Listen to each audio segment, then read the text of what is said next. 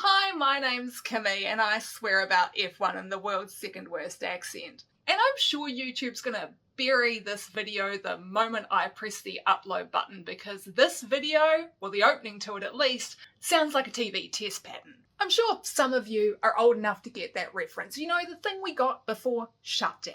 Back when we'd talk about what is and isn't acceptable before the watershed. When a good old-fashioned broadcast delay was used to cut out the things that were deemed inappropriate or offensive or, you know, one of the 7 words you can't say on TV. And despite the fact the FIA requested the cessation of live broadcast feeds of press conferences a few years back, apparently that's only for the benefit of the press and their exclusive releases. And nobody thought to send out the memo that perhaps FOM should be bleeping out swear words as well. I mean, they managed to do it during the race. Seems kind of odd that they're not expected to do it when they've got a couple of hours to edit the thing.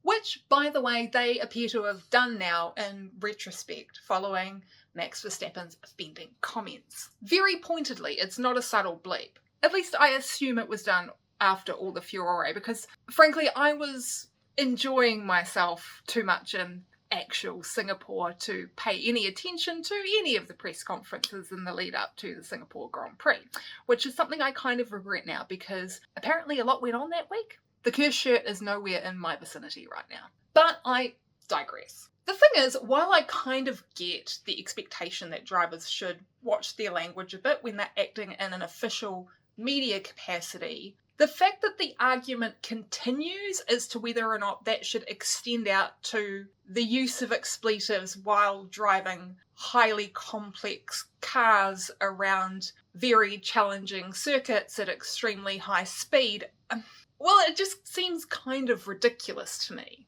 Really, it just kind of feels like Mohammed bin Sulayem is projecting his country's laws around swearing onto what is a completely international sport. Say f*** in public in the Emirates and you could potentially end up with a fine or even prison time. Here in Aotearoa, New Zealand, sure, make sure not to say it around a 5-year-old, but I've yet to come across a workplace where casual F-words don't get dropped and it's completely normal. Nobody even bats an eyelid.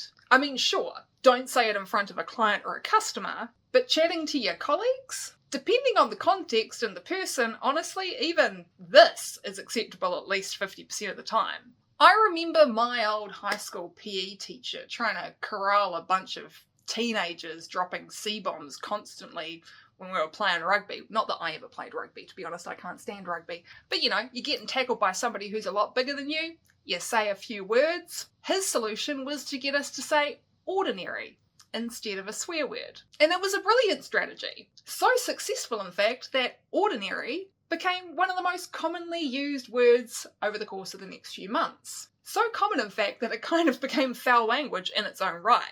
And sure, part of that is probably 14-year-olds and their need to demonstrate how cool they are by swearing all the time. But looking back on it, it's also a bit of a reminder that expletives are fundamentally just words, and the only power they have is what we give them as a culture and as individuals. And honestly, if bleeping out swear words is good enough for free-to-air reality TV and even the 6 o'clock news, I see no reason why it's not good enough for a sport where to get access to view it, you need to pay a subscription fee and then have complete control over what devices are able to log into that subscription. If parents don't want their kids exposed to the odd bleeped out or then that's on them to limit their child's access to the content itself. Drivers should not have to add censoring themselves to the already very long list of things they have to think about while driving a Formula One car. And I think this is in part where the problem lies. The fact that in our modern world of social media and homogenous internet, there's not really anywhere on the internet for kids to go to just be kids anymore. No Club Penguin, no endless warrants of fun stuff to do on websites like Barbie.com, no web rings of Tripod and GeoCities and Angelfire websites that are entirely comprised of little fan sites built by teenagers who are just uploading archives of their favourite tween TV show. So we end up with terrible bits of legislation like the Kids Online Safety Act. that make existing as a grown-up on the internet a bit of a minefield, even when you don't live in the country that the law applies to, because all of the websites are hosted in countries where it does. America. Nobody wants to put their hand up and say, hey, maybe we should expect these multi-trillion-dollar companies to take a little bit of responsibility and create spaces for children, without advertising, as a little bit of a freebie for all of that data mining we keep letting you make bank off. Now an 8-year-old can jump on YouTube and come across a 10-minute long supercut of iconic team radios from the official F1 channel that's filled with more bleeps than you have time to count. Now I'm going to put my hand up and say that I am not a parent. I decided at a very young age that responsibility was not for me. And instead, I take my friends' kids for half an hour and then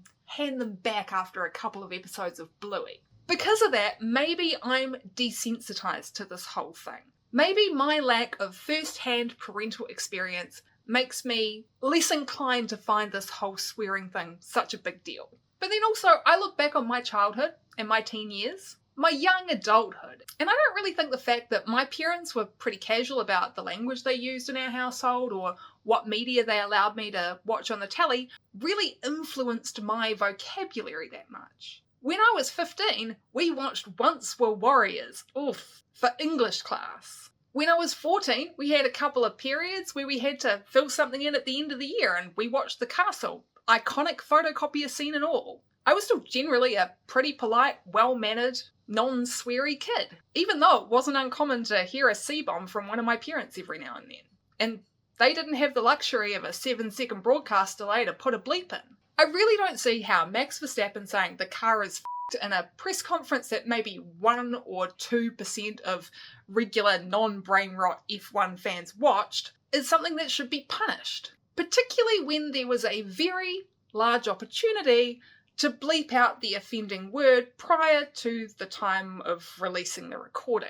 And sure, I'm a bit biased here, because personally, I find Max's foul-mouthed rants kind of hilarious and endearing. Part of the reason F1 has exploded over these past few years is because we're getting to see more of the drivers' personalities. I used to think of Max as a bit of a dead-eye robot, but over time he's become one of my favourite drivers on the grid because of his uncompromising way with the media. There's a reason why we all loved Kimi Räikkönen long before Liberty Media took over the ownership rights of Formula One. And that's because he provided the best, albeit short, blunt, often foul-mouthed soundbites. I know a few people who tuned back into F1 back in 2012 specifically because Kimi was back. I had a colleague who started paying the $80 a month Sky subscription fee again, just because Kimi and his hilarious, uncompromising one-liners were back on the grid. So it all kind of comes down to the same argument as the walking across a live track one. If you're so concerned about it, then don't broadcast it.